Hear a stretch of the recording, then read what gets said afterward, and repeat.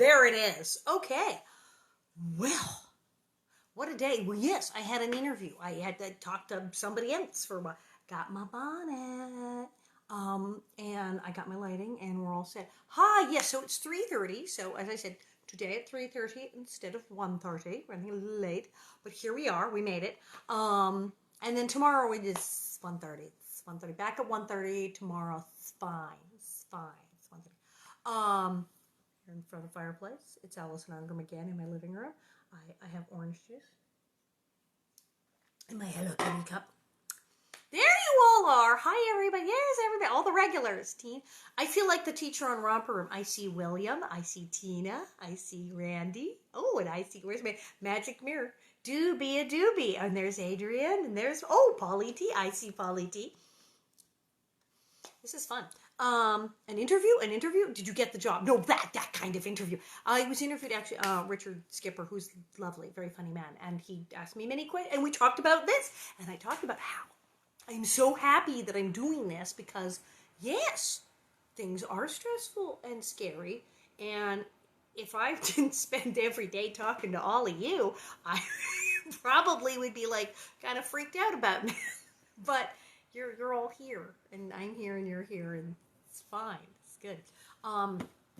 Yay! So what did I do? I started making stuff for doing my chicken stir fry dinner. So it's Christmas. Is it Christmas? Am I Christmassy enough? Because I got the red shirt and the lights, and we have the Alison and the stocking. And why? Because it's the chapter about Mr. Edwards meeting Santa Claus. Christmas! So we love that. And then it gets like weird, and there's more like terrible Native American stories and scary stuff going on. But Christmas. Okay. Mm-hmm. Thank you. So we go, I love the red bonnet. Yes, I love the red bonnet too. Isn't that pretty? More bonnets. We need more bonnets. Okay. It's chapter 19. Mr. Edwards meets Santa Claus. Well, it's winter. The days were short and cold. The wind whistled sharply, but there was no snow. Cold rains were falling. Day after day, the rain fell, pattering on the roof and pouring from the eaves. Mary and Laura stayed close by the fire, sewing their 9-patch quilt blocks, or cutting paper dolls from scraps of wrapping paper, and hearing the wet sound of the rain. Every night was so cold that they expected to see snow next morning, but in the morning, they saw only sad, wet grass. Hate that when it's cold, and it should snow, but it won't snow, so it's not even like fun cold. This is miserable. They pressed their noses against the squares of glass in the windows that Paul had made. At least they had windows. And they were glad they could see out, but they wished they could see snow. Laura was anxious because Christmas was near, and Santa Claus and his reindeer could not travel without snow. I grew up in California.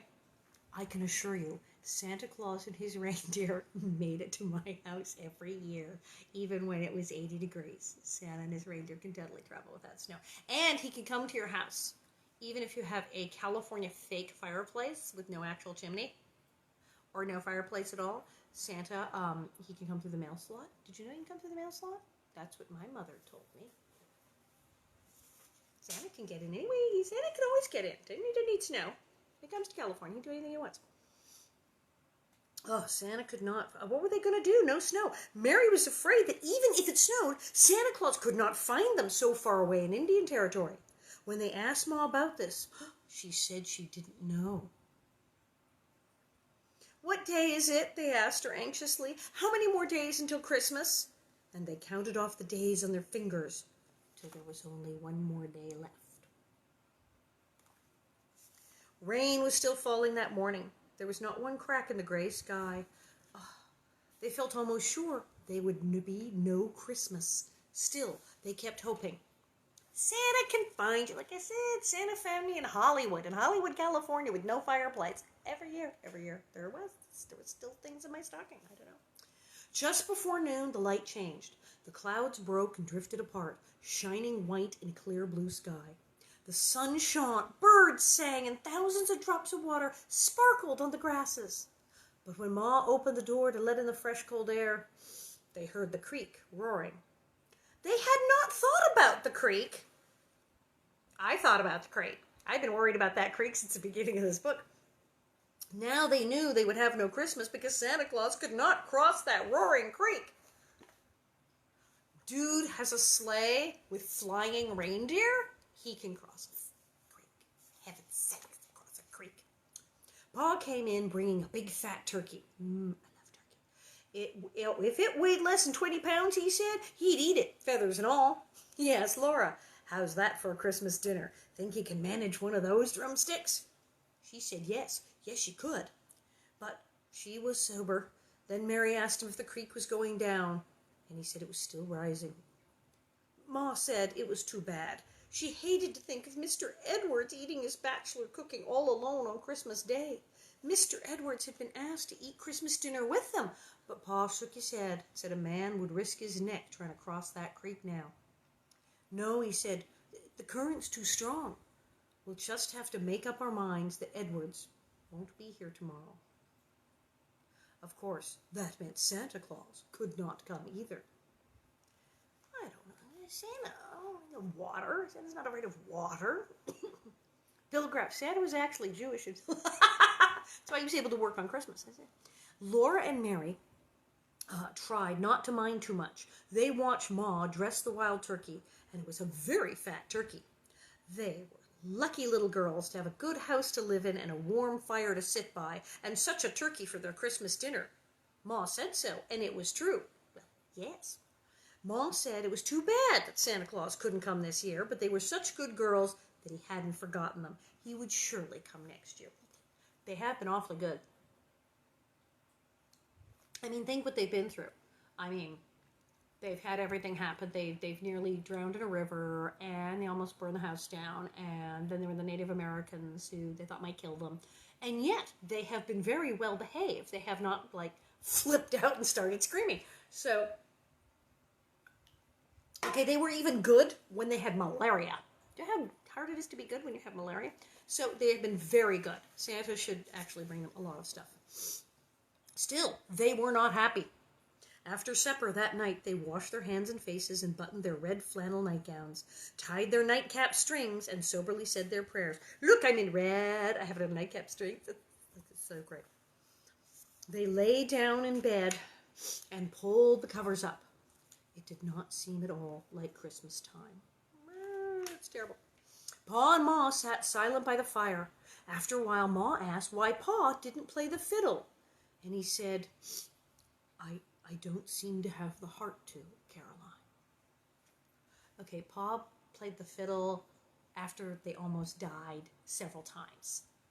The world almost came to a freaking end, and Pa played that fiddle. So Pa's really bummed. That's unusual. After a longer while, Ma suddenly stood up. I'm going to hang up your stockings, girls, she said. Maybe something will happen. Laura's heart jumped, but then she thought again of the creek, and she knew nothing could happen. Ma took one of Mary's clean stockings and one of Laura's, and she hung them from the mantel shelf on either side of the fireplace. Laura and Mary watched her over the edge of their bed covers. Now go to sleep, Ma said, kissing them good night. Morning will come quicker if you're asleep. She sat down again by the fire, and Laura almost went to sleep. She woke up a little when she heard Pa say, You've only made it worse, Caroline. And she thought she heard Ma say, No, Charles, there's the white sugar. But perhaps she was dreaming. That's so sad. She hung the stockings, and even Pa said, No, man, we don't have anything. Don't hang their stockings. He's like, Sugar. He gives them sugar. Sugar. We can at least give them sugar. Then she heard Jack growl savagely. Rawr. The door latch rattled, and someone said, Ingalls! Ingalls! Pa was stirring up the fire, and when he opened the door, Laura saw that it was morning. The outdoors was gray. Great fish hooks, Edwards! Come in, man! What's happened? Pa explained. Laura saw the stockings limply dangling, and she scrooged her eyes shut into the pillow. She heard Pa piling wood on the fire, and she heard Mr. Edwards say he'd carried his clothes on his head when he swam the creek. His teeth rattled and his voice shivered. He would be all right, he said, as soon as he got warm. How did he do that? Yes, look, there. He piled everything on his head and walked through the freezing river. Now, he did it in the show, the pilot, Mr. Edwards, he did cross the river with his clothes. That way at least his clothes were dry, because he was going to practically freeze to death, but at least only his underwear was wet. He could put dry things on. It was too big a risk, Edwards, Pa said. We're glad you're here, but that was too big a risk for a Christmas dinner. Your little ones had to have a Christmas, Mr. Edwards replied.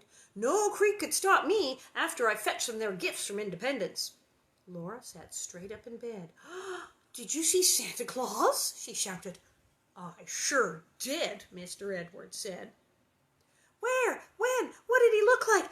What did he say? Did he really give you something for us? Mary and Laura cried. Wait a minute, Mr. Edwards laughed. And Ma said she would put the presents in the stockings as Santa Claus intended. She said they mustn't look.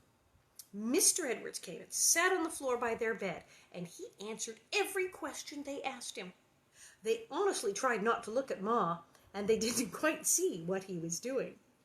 When he saw the creek rising, Mr. Edwards said he had known that Santa Claus said, Yes, Mr. Edwards replied, but Santa Claus is too old and fat. He couldn't make it, where a long, lean razorback like me could do so. Sure. And Mr. Edwards reasoned that if Santa Claus couldn't cross the creek, likely he would come no further south than Independence. Why should he come 40 miles across the prairie only to be turned back? Of course he wouldn't do that. So Mr. Edwards had walked to Independence. Wow, wait, didn't Pa take like 2 days in a wagon? Okay. In the rain, Mary asked. Mr. Edwards said he wore his rubber coat. And there, coming down the street in Independence, he had met Santa Claus. Well, there you are. In the daytime, Laura asked. She hadn't thought that anyone could see Santa Claus in the daytime. No, Mr. Edwards said, it was night, but light shone out across the street from the saloons. There's Mr. Edwards. He's downtown by the saloons. He's like, oh, look, Santa. Mm-hmm. Well, the first thing Santa said was, hello, Edwards. Did he know you? Mary asked, and Laura asked, how did you know he was really Santa Claus? Mr. Edwards said Santa Claus knew everybody, and he had recognized Santa at once by his whiskers. Santa had the longest, thickest, whitest set of whiskers west of the Mississippi. It's great. So Santa Claus said, hello, Edwards. Last time I saw you, you were sleeping on a corn shuck bed in Tennessee. Ho, ho, ho. And Mr. Edwards well remembered the little pair of red yarn mittens that Santa Claus had left for him that time. Then Santa Claus said, Oh, I understand you're living now down along the Verdigris River. Have you ever met up down yonder with 2 little young girls named Mary and Laura? I surely am acquainted with them, Mr. Edwards replied. It rests heavy on my mind, said Santa Claus. They are both of them sweet, pretty, good little young things, and I know they are expecting me. I surely do hate to disappoint 2 good little girls like them. Ho, ho, ho, ho. Yet with the water up the way it is, I can't ever make it across that creek. I can figure no way whatsoever to get to their cabin this year, Edwards, Santa Claus said. Would you do me the favor to fetch them their gifts this one time? I'd do that, and with pleasure, Mr. Edwards told him. Then Santa Claus and Mr. Edwards stepped across the street to the hitching post where the pack mule was tied. Didn't he have his reindeer? Laura asked. You know he couldn't, Mary said. There isn't any snow. Exactly, said Mr. Edwards. Santa Claus traveled with a pack mule in the Southwest. And here is Santa on a horse with a pack mule full of toys instead of a sleigh full of reindeer. So how did he get to my house in West Hollywood in when I was a child and fill that stocking? So what did he come in?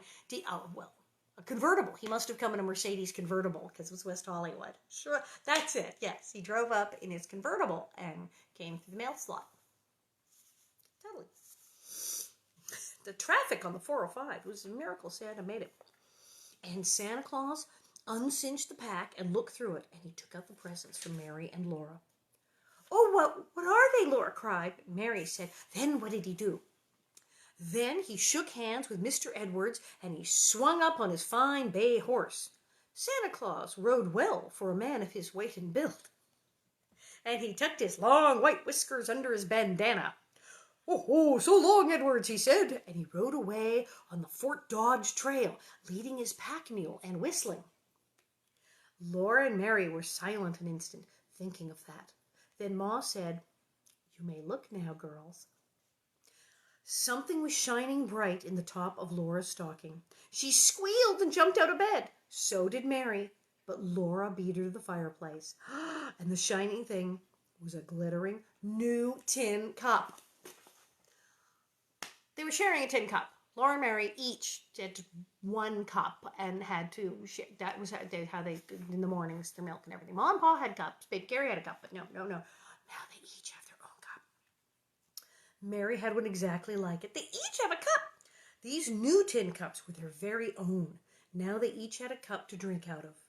Laura jumped up and down and shouted and laughed, but Mary stood still and looked with shining eyes at her own tin cup.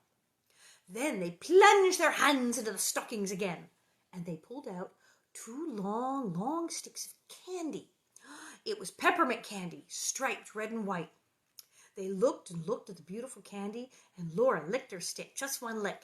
But Mary was not so greedy. She didn't even take one lick of her stick. Those stockings weren't empty yet. Mary and Laura pulled out two small packages. They unwrapped them, and each found a little heart-shaped cake.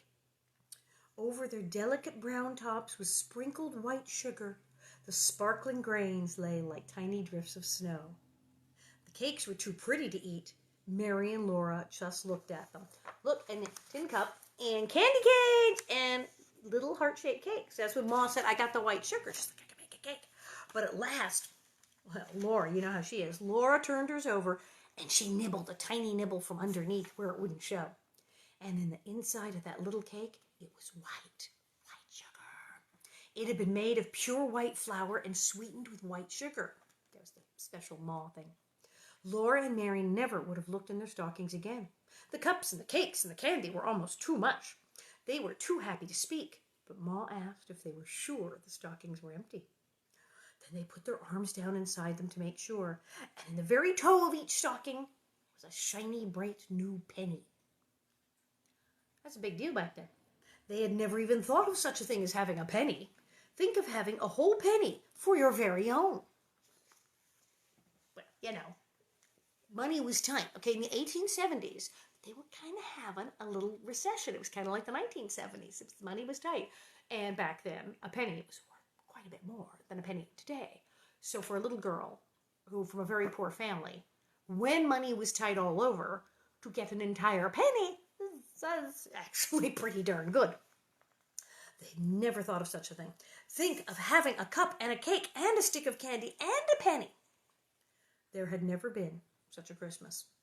Now, of course, right away, Laura and Mary should have thanked Mr. Edwards for bringing those lovely presents all the way from Independence, but they had forgotten all about Mr. Edwards. They had even forgotten Santa Claus. In a minute, they would have remembered, but before they did, Ma said gently, "Aren't you going to thank Mr. Edwards?" Hello, yes. "Oh, thank you, Mr. Edwards, thank you," they said, and they meant it with all their hearts. Pa shook Mr. Edwards' hand too, and shook it again. Pa and Ma and Mr. Edwards acted as if they were almost crying. Laura didn't know why, so she gazed again at her beautiful presents. She looked up again when Ma gasped, and Mr. Edwards was taking sweet potatoes out of his pockets. He said they'd helped balance the package on his head when he swam across the creek. He thought Pa and Ma might like them with the Christmas turkey. Sweet potatoes were like a big deal to get your hands on, and they had nothing. And he's like, "Look, sweet potatoes." There were 9 sweet potatoes. That's a lot. Mr. Edwards had brought them all the way from town, too. It was just too much. Pa said, It's too much, Edwards." They could never thank him enough. Mary and Laura were too much excited to eat breakfast. They drank the milk from their shiny new cups, but they could not swallow the rabbit stew with the cornmeal mush. I'm not sure I could swallow rabbit stew and cornmeal mush. "Don't make them, Charles. It will soon be dinner time." For Christmas dinner, there was the tender, juicy roasted turkey. I'm getting hungry again. You guys getting hungry? It's all this turkey and sweet potatoes is driving me crazy. For Christmas dinner, There was the tender, juicy roasted turkey. There were the sweet potatoes, baked in the ashes and carefully wiped so that you could eat the good skins too. Skin on a sweet potato, best part, absolutely. There was a loaf of salt-rising bread, salt, made from the last of the white flour.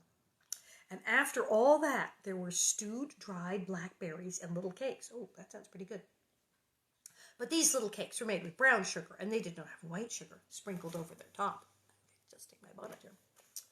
Well, then Pa and Ma and Mr. Edwards sat by the fire and talked about Christmas times back in Tennessee and up north in the big woods. But Mary and Laura looked at their beautiful cakes and played with their pennies and drank water out of their new cups. And little by little, they licked and sucked the sticks of candy till each stick was sharp-pointed on one end. That was a happy Christmas. Yes! Oh, I love that part. And they did it in the show, and it was absolutely cool. Did you get cool Christmas stuff when you were kids? I did. I got great stuff. I got very cool things. But what I really liked were often the odd, small, little goofy things. And yeah, Santa got to West Hollywood, and we had no chimney, and he got in every time, like that. One of the dopey things I really liked, and it was here, I got like cool stuff. I got there was expensive toys that but what I liked was in my stocking, there were these things they sold. Here in LA we have Olvera Street. It's like the first street in LA, and they have the first house in LA from the 1800s. It's Olvera Street when the Spanish settlers, all that, they built it. And it's really cool. It's like a little Mexican village, and you can go and eat Mexican food and buy stuff. But at Olvera Street, they have at Christmas, the best stuff. They have plastic tube about yay long, about 8 inches of plastic tube, filled with little tiny plastic miniature, little tiny plastic miniature thingies. Like if you have a dollhouse, it's like little plastic cups, little plastic doggies, little just stuff that you would stick in your dollhouse. And I think when I was a kid, one of these tubes was $1, 99 cents, $1.50. It was not an expensive thing, but it was a billion of these little teeny tiny plastic toys. And my mom would go down to Olvera Street because she knew she could get, cheap gifts. And she'd go to Olvera Street. And so I wondered why I got so many lovely Mexican gifts. I had a little Mexican painted chair. I had a beautiful Mexican piggy bag. I was like, how many gifts are from a village in Mexico? How did that happen? Because Olvera Street was convenient. And in my stocking was this plastic tube of these little dopey pieces of plastic toys. Like I said, this thing was 99 cents. And it was awesome because there were so many different things in it. And I had a dollhouse. I was like, oh, look, I needed one of these. Here, yes. And I would go bonkers and play with that thing forever and was like, oh, I found another thing. And when I think about it, that there were toys that cost a lot more 99 cents. Nope. I like the 99-cent plastic tube of little tiny plastic toys from Olvera Street. That was my favorite thing. So there you go. So yeah, you never know. A tin cup, candy cane, cookie. Sometimes that's the most exciting thing. It depends. Some years it's look, I still in my stocking, I still like this. I'll do stockings and I'll put them in myself. But when I was a kid, we always made sure it was a tangerine and some walnuts. When we lived in California, you wouldn't think it'd be that big a deal. I was always yay, the tangerines! And we still, but my husband Bob and I, we go to his family in their place in Tennessee. Can we just talk about Tennessee. And we have stockings. And it's you get a scratch-off lottery ticket and some gum. And there's always some lip gloss, lip balm thing, and chocolate. And we tear those stockings. We're like, look, a candy bar! It is fun to get things in a stocking. Candy tastes better when you found it in a Christmas stocking. It does. It just does. Still does. Now, we have another chapter to read. It's scary because it's called A Scream in the Night. It's actually called A Scream in the Night. Yikes. The days were short and gray now. It's very spooky and cold.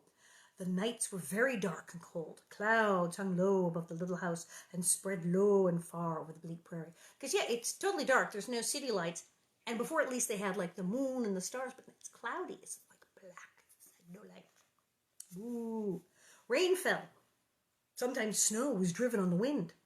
Hard little bits of snow whirled in the air and scurried over the humped backs of miserable grasses. The humped backs of the miserable grasses. That sounds awful. And next day, the snow was gone. Getting snow to play with. Every day, Pa went hunting and trapping. In the cozy firelit house, Mary and Laura helped Ma with the work. Then they sewed quilt patches. They played patty cake with Carrie, and they played hide the thimble. The heck is hide the thimble? They tell you, thank heavens, with a piece of string and their fingers. Oh, they played cat's cradle. That's a good one. I know that one. And they played bean porridge. What the heck is bean? They tell us. Good. Bean porridge hot. Oh, I know this one. Didn't we call it peas porridge? Peas porridge hot. Facing each other, they clapped their hands together and against each other's hands, keeping time while they said, bean porridge hot, bean porridge cold, bean porridge in the pot, 9 days old. Some like it hot, some like it cold, some like it in the pot, 9 days old. I like it hot, I like it cold, I like it in the pot, 9 days old. That was true. No supper was so good as the thick bean porridge flavored with a small bit of salt pork that Ma dipped onto the tin plates when Pa had come home cold and tired from his hunting. Laura liked it hot, and she even liked it cold, and it was always good as long as it lasted. But it never really lasted. 9 days. They ate it up before that. Isn't that crazy? She actually had the bean porridge. When we were playing as kid peas porridge, we didn't even know what it was. But yeah, peas porridge hot, peas porridge cold, peas porridge in the pot. I used to do this. Did you used to do this? Crazy. All the time the wind blew, shrieking and howling, wailing, screaming, and mournfully sobbing. That's a heck of a wind. They were used to hearing the wind. All day they heard it, and at night in their sleep they knew it was blowing. But one night they heard such a terrible scream that they all woke up. Pa jumped out of bed, and Ma said, "Charles, what is it?" It's a woman screaming," Pa said. He was dressing as fast as he could. It sounded like it came from Scott's. Oh boy, not the Scots. "What can be wrong?" Ma exclaimed. Pa was putting on his boots. He put his foot in, and he put his fingers through the strap ears at the top of the long boot leg. Then he gave a mighty pull, and he stamped hard on the floor, and that boot was on. Maybe Scott is sick," he said, pulling on the other boot. "You don't suppose?" Ma asked low. "No," said Pa, "I keep telling you they won't make any trouble. They're perfectly quiet and peaceable down in those camps among the bluffs." Ma was saying, "Oh, no, you don't suppose the Native Americans have gone over to the Scots' house to kill people?" Because that's where she's going. He's like, no, they're not killing them. It's not the Indians. They're fine. Laura began to climb out of bed, but Ma said, "Lie down and be still, Laura." So she lay down. Pa put on his warm, bright plaid coat and his fur cap and his muffler. He lighted the candle in the lantern and took his gun and hurried outdoors. Before he shut the door behind him, Laura saw the night outside. It was black dark. Not one star was shining.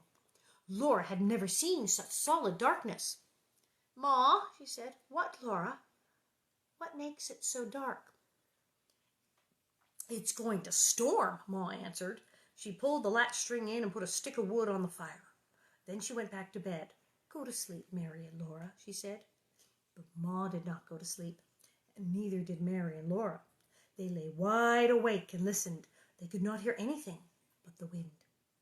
Mary put her head under the quilt and whispered to Laura, "I wish Pa'd come back." Laura nodded her head on the pillow, but she couldn't say anything. She seemed to see Pa striding along the top of the bluff on the path that went toward Mr. Scott's house. Tiny bright spots of candlelight darted here and there from the holes cut in the lantern. The little flickering lights seemed to be lost in the black dark. And here he's my book is falling apart. That's very sad, but I have another one. There he is. There he is. In the dark with his lantern. It's very dark. After a long time, Laura whispered, It must be most morning. Almost morning. And Mary nodded. All that time, they had been lying and listening to the wind, and Pa had not come back. Then, high above the shrieking of the wind, they heard again that terrible scream. It seemed quite close to the house. The heck? Laura screamed too and leapt out of bed. Mary ducked under the covers. Ma got up and began to dress in a hurry. She put another stick of wood on the fire and told Laura to go back to bed. But Laura begged so hard that Ma said she could stay up. Wrap yourself in the shawl, Ma said. They stood by the fire and listened. They couldn't hear anything but the wind, and they could not do anything. But at least they were not lying down in bed. Suddenly, fists pounded on the door, and Pa shouted, "Let me in, quick, Caroline!" Yikes. Ma opened the door, and Pa slammed it quickly behind him. He was out of breath. He pushed back his cap and said, "Whew, I'm scared yet." "What is it, Charles?" said Ma. Because Pa doesn't get scared. Pa doesn't get scared. Pa's always like, all's well that ends well. But Pa is terrified. Pa says, "A panther."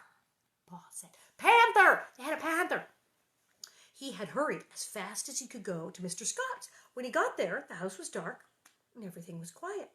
Pa went all around the house listening and looking with the lantern. He could not find a sign of anything wrong, so he felt like a fool to think he got up and dressed in the middle of the night and walked 2 miles, all because he heard the wind howl. He did not want Mr. and Mrs. Scott to know about it, so he did not wake them up. He came home as fast as he could, because the wind was bitter cold, and he was hurrying along the path where it went on the edge of the bluff when all of a sudden he heard the scream right under his feet. Well, that's not good. "I tell you, my hair stood up till it lifted my cap," he told Laura. "I lit out for home like a scared rabbit." Where was the panther, Pa?" she asked him. "In a treetop," said Pa, "in the top of that big cottonwood that grows against the bluff there."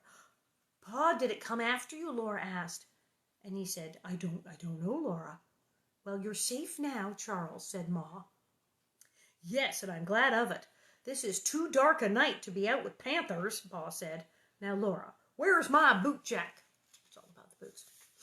Laura brought it to him. The boot jack was a thin oak slab with a notch in one end and a cleat across the middle of it. Laura laid it on the floor with the cleat down, and the cleat lifted up the notch end. Then Pa stood on it with one foot, and he put the other foot into the notch, and the notch held the boot by his heel while Pa pulled his foot out. It's very hard to get those big old Prairie boots off. Then he pulled off his other boot the same way.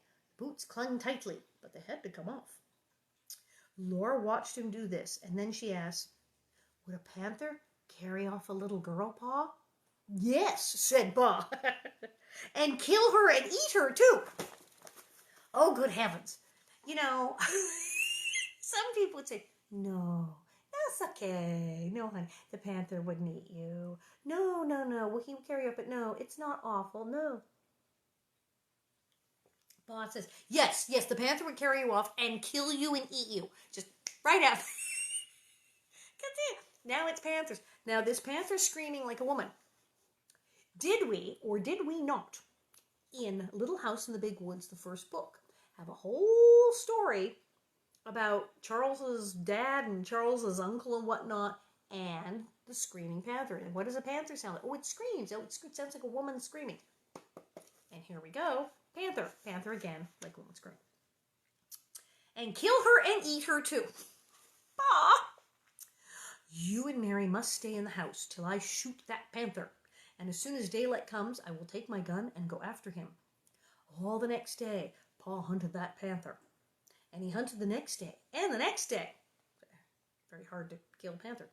He found the panther's tracks, and he found the hide and bones of an antelope that the panther had eaten, but he did not find the panther anywhere. Antelope out there. The panther went swiftly through the treetops, where it left no tracks. Well, that's the problem, isn't it? Yes. You've seen my cat, Morticia. I have a panther. I have a house panther. I have Morticia, my cat. She's about, she's a panther. A little panther. She's a little panther, and we give her treats, and she sleeps on the bed and purrs, but she's a panther. Pa said he would not stop till he killed that panther. He said, "We can't have panthers running around in a country where there are little girls." But he did not kill that panther. And he did not. And he did stop hunting it. One day in the woods, he met an Indian. They stood in the wet, cold woods and looked at each other.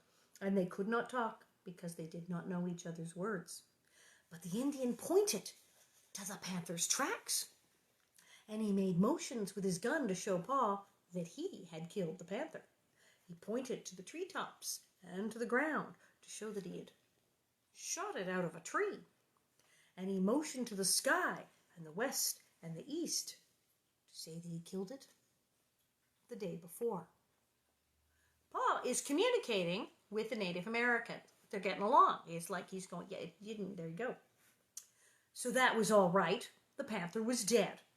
Laura asked if a panther would carry off a little papoose and kill and eat her too. And Pa said yes. Probably that was why the Indian had killed the panther. Well, I declare, as Ma would say, good heavens, violent, terrifying books. So yeah, panthers, it's a problem. Because panthers, they'll carry off and kill and eat adults. And they will certainly, absolutely, they would kill and eat small children. It's bad. It's, as with the bears and the wolves and the other endless carnivorous animals that keep threatening to kill them. But there you go. And interesting, again, Laura with a little story. So Pa meets an Indian, and Indian doesn't kill him. Indian starts talking to him about killing panthers. And she mentions, oh, hey, the papoose thing. And Pa says, yes, that's why the Indian killed the panther. In other words, Laura Ingalls Wilder is telling us, you see, the Native Americans have little children too. And they're also scared for their little girls, just like we are. And they too do not want their children to be killed and eaten by panthers. And the Native American Indian dad has gone out with his gun to kill the panther to protect his children exactly the same as Pa did. Again, this story is totally unnecessary unless Laura Ingalls Wilder insisted on jamming it in there, and right after Christmas, no less, to illustrate, because we already heard about panthers in Scream. We heard all about that in Big Woods. Panther. This was in there to have another encounter with Pa and the Native Americans and show how they would protect their children too, and how they were similar and felt the same and did the same things that the white people did. Because Laura Ingalls Wilder was totally writing a pro-Native American rights pamphlet. Surprise! That went so quickly. I have things. Fan art. Okay, we were talking about beautiful things that people make me, and yesterday we had a painting. So people keep drawing the mercantile. The Olesons worked on painting the Olesons mercantile. Needlepoint. Anybody do needlepoint? Sewing. It's the little house. It is the little house, and there's a tree, and it's thread. It's needlepoint. Someone got a needle and thread. Well, Therese, it's from France. Yes, it is from Saint-Étienne in France. And look at that. She made this. And it's the little house on the prairie. I have the little house. I have the mercantile. I got the little house. I have almost the whole town.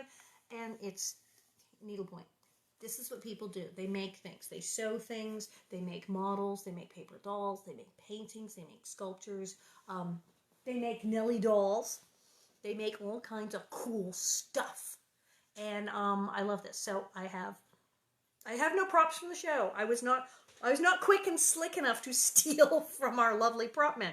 And I like them, and I guess I wouldn't be bad enough to go steal their stuff. So there you go.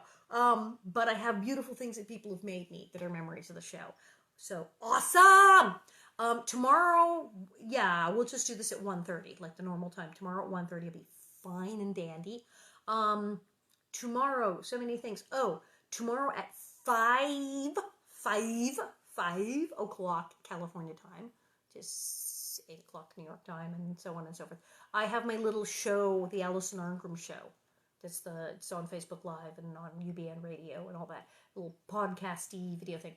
And my friend Drew is going to be on, Drew Drogi, and he's really funny. He's really funny. He does crazy things, and I was actually got to be in a show with him, and so he'll be on tomorrow. That'll be fun. And then May 9th,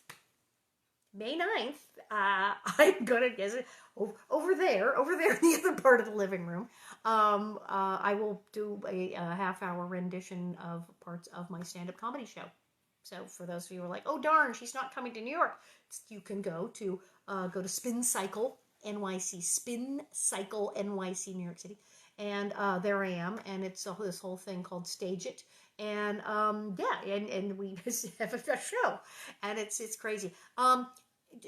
It's not R-rated, heavens to Betsy, but because my stage show can be, it's kind of for grown-ups because I'm talking about things that I remember that are probably like old-timey, and I don't know, kids will go, what? Who, what is she talking about? Who, what? It's not NC-17, although, I have been called, as you may know, from the title of my book. Remember, I have my book, which is indeed called Confessions of a Prairie, you know what, B-word. Well, that's what people call me. And they do. People come up and they actually have yelled at me and called me a bitch. And here I am, like, reading Little House on the Prairie. I'm like a nice, this is the people, because of the show, because of the character, have yelled at me and called me this. So in the show, I do discuss this, the fact that people have called me out. So that will be in the show. That will be in the show. That's the one word. That's the one word. BITCH. That'll be in the show. Other than that, really, it'll be fine. It'll be tame. So yeah, you know, it's not for small children. It is more for adult persons. Although it's not overly scandalous or NC-17 by any means. I would definitely call it PG, recommended for grown persons. But I think you'll enjoy it. I think you will. And heck, I'm doing it again. I'm going to do it again on the 16th. So you know what? You watch it on the 9th. And then you can decide if the kids and grandma should be watching it on the 16th, and we can do it all again. And questions. I'm going to put up a thing, because I always do question and answer in my show, and I want to be able to answer some of your questions. So I'll have a thing. You can ask me questions on Facebook. I'll put up a thing, and then I'll answer your questions during the show. Yeah. Oh, what a hoot. So thank you. Thank you, guys.